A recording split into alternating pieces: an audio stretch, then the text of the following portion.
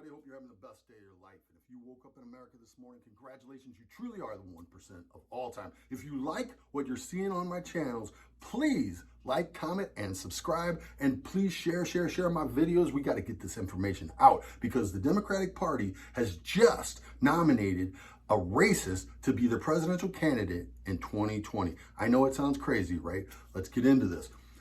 Earlier this year, Joe Biden's doing an interview with a guy named who calls himself Charlemagne the God. And in that interview, Joe Biden tells Charlemagne, at this point, if you don't know who you're going to vote for between Donald Trump and Joe Biden, quote, you ain't black, man. Joe Biden just told a black man and told black America that if you don't vote for him, you ain't black. Joe Biden just made that decision of who you're going to vote for based on nothing but the color of your skin. That is the definition of racism. This video is 1 minute old, and I could stop right here, and my case is closed. But let's get into this. Did he just make a speaking error there? A lot of people think, well, Joe's not as bright as he used to be, so maybe he just said something stupid. No, that is who he is, and let me prove it. Let's go back. 1954. We got Brown versus the Board of Education, 1954. This is the Supreme Court case that outlaws segregation in the United States in schools. All right, it says separate but equal isn't equal, and there's no more, we can't do that anymore. As a result of that, the racist Democrats in the South signed something called the Southern Manifesto. And this was basically them stating they will do everything they can to fight against desegregation and fight for segregation. Fast forward to 1964, the Civil Rights Act. 21 Democratic senators filibustered the 1964 Civil Rights Act for 57 days. 54 or 57 days. And anyway, these senators, 20 of them go on to finish out their careers in the Democratic Party. One of them switches to the Republican Party, unfortunately. Fast forward. 1972, Joe Biden is elected to the Senate of the United States of America. That was 48 years ago. Oh my gosh, how in the world could anybody think that the solution to America's problems is another 4 years of this guy? 48 years wasn't enough. We need another 4 years of Joe Biden, and that will solve all of our problems, right? Yeah, okay. Joe Biden takes office in 1973. He quickly becomes friends with some of the most racist senators in the United States Senate. James Eastland is a senator from Mississippi who Joe Biden refers to as his mentor, his patron, and his good friend. James Eastland went on to serve with Joe Biden until 1977. James Eastland often referred to black people as inferior, and he did not refer to them as black people. This guy was an overt racist who was BFF with Joe Biden, his mentor, by Joe Biden's own, out of Joe Biden's own mouth. This guy was his mentor. He also became really good friends with another racist senator named John Stennis, another racist senator from West Virginia named Robert Byrd. I like to refer to Robert Byrd as Robert KKK Byrd because this guy was a grand wizard or a grand cyclops or something stupid like that in the Ku Klux Klan. He was a national leader of the Ku Klux Klan. This guy served in the Democratic Party till 2010, where Joe Biden eulogizes his funeral, calling him also his mentor and his great friend. This guy who was a leader in the Ku Klux Klan was Joe Biden's great friend. Yes, overt racist from start to finish. Let's get in.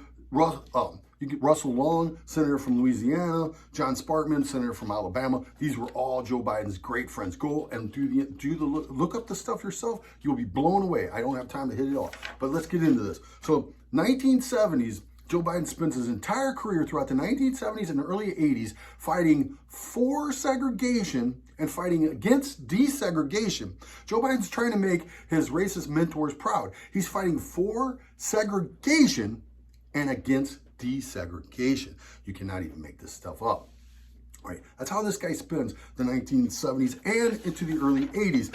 Listen, I have a quote from Joe Biden in 1977, which will blow your mind, all right? Again, how in the world is this guy the Democratic nominee for the presidency of the United States in 2020? Maybe 1920, 2020? I just don't get it. Anyway, this is Joe Biden, 1977. Unless we do something about this, my children are going to grow up in a jungle. The jungle being a racial jungle with tensions having built so high that they're going to explode at some point. Joe Biden, 1977. All right? I end my case right there, right? No, I don't, but that could end it right there, couldn't it? Joe Biden, calling, unless we do something about this, he's saying, well, the thing that we need to do something about is desegregation. He's actually fighting for segregation with all of his racist buddies, and he's fighting against desegregation all the way to the 1980s, and he calls it a racial jungle. How in the world? I mean, 2020 is a crazy year, isn't it? Anyway, fast forward, 1994. Joe Biden brags that he personally wrote the 1994 crime bill. Okay, this crime bill, the Clinton crime bill, is responsible for mass incarceration in the United States on a scale that we've never seen previously before. All right, the whole 3 strikes and you're out thing, that's all part of this. Alice Johnson, a beautiful black lady who spent 20-something years in prison from a non-violent drug offense as a direct result of what Joe Biden did. All right, so you got Joe Biden, who wrote the legislation that actually put millions of black people in prison, Alice Johnson being one of them, all right, and he is the 2020 presidential candidate for the Democratic Party. I just don't even know what to think about this. Contrast that to Donald Trump, who supported Jessie Jackson in 1984 for the presidency of the United States. So while Joe Biden was actually fighting for segregation, Donald Trump was actually supporting the very first black presidential candidate in Jessie Jackson, 1984. Look it up. It's crazy. You'll see Donald Trump actually getting awards from the Rainbow Coalition for his contributions to the black American community. All right. Think about that. That's crazy, isn't it? But it's true. It just makes you wonder if the mainstream media could ever possibly be honest. If you haven't heard that, look it up. You will be mind blown. I like Pastor Darrell Scott. Pastor Darrell Scott said it like this. Pastor Darrell Scott said that he's been around for 12 administrations, and Donald Trump is the most pro-black president he has ever seen. All right. And while we're at it, we can ask Alice Johnson who she's voting for this year. I don't think it'll be Joe Biden. All right. So you guys got all that?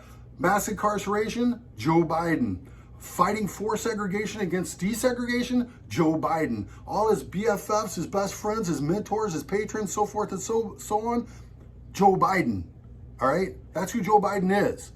That's when he said that to Charlemagne, the guy who calls himself Charlemagne the God, when he said that, it came straight from his heart. It was not any kind of a speaking malfunction. It came straight from that guy's heart. All right?